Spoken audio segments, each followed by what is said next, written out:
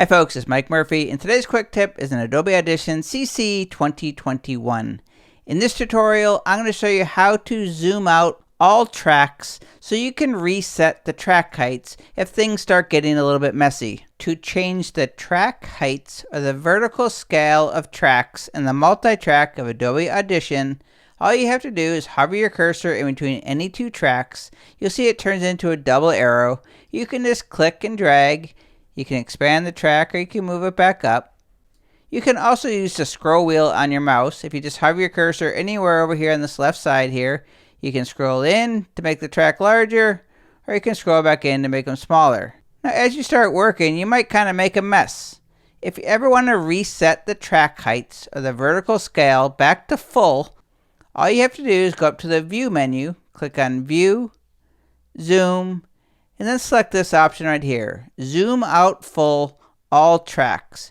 You can see I've created my own keyboard shortcut, Shift Command \\. That is going to reset all of the track heights back to the full scale. One more time, if I make a mess and I want to reset, I can come up here and go to View, Zoom, Zoom Out Full Tracks, or I can use the keyboard shortcut, Shift Command \\.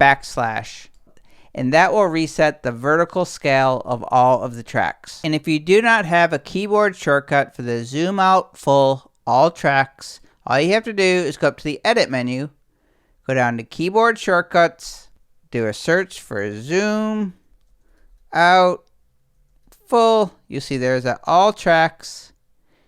You can just delete that. Just click in the shortcut field, type in the keyboard shortcut you want.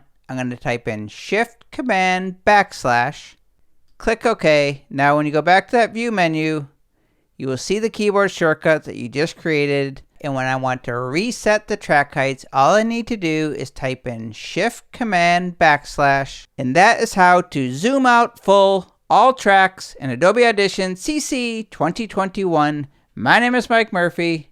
Cheers.